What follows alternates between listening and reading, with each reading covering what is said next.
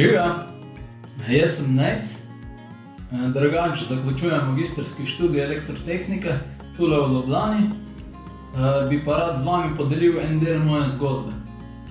Povedal bi vam rad o enem trenutku v mojem življenju, ko sem še posebej čutil Božjo navzočnost. V drugem letniku faksa sva se razšla z eno punco. In to je bila za mene taka res težka odločitev in tudi tako težko obdobje.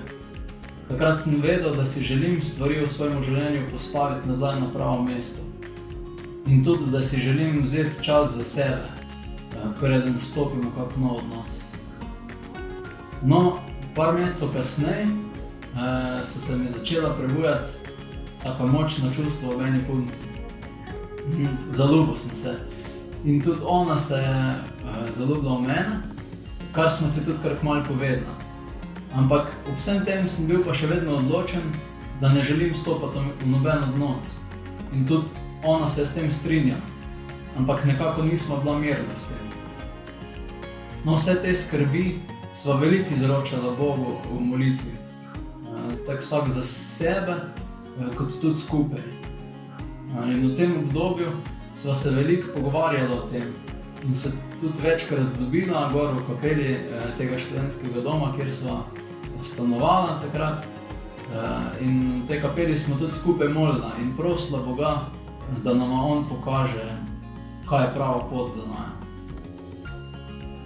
No, en večer, ko sva bila spet skupaj v kapeli, sva med molitvijo odprla Sveto pismo in najine oči so se ustavile ob odlomku, kjer Jezus govori priliko o gorčičnem zrnu.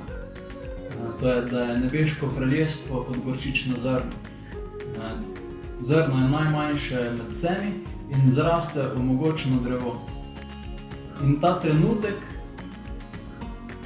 sem res močno začutil tak velik pogum v sebi. Tako moč sem začutil. In takrat sem bil res prepričan, da mi Bog želi sporočiti, da je prav, da stopim v ta odnos. In tudi, da bo on z nami. Čez par dni sem sprejel dokončno odločitev in ji tudi povedal, da si želim stopiti na to najino pot. In tudi, da sem miren. No, danes je ta punca moja žena. In še danes sem hvaležen za to, da sem čutil tak mir takrat v tej odločitvi.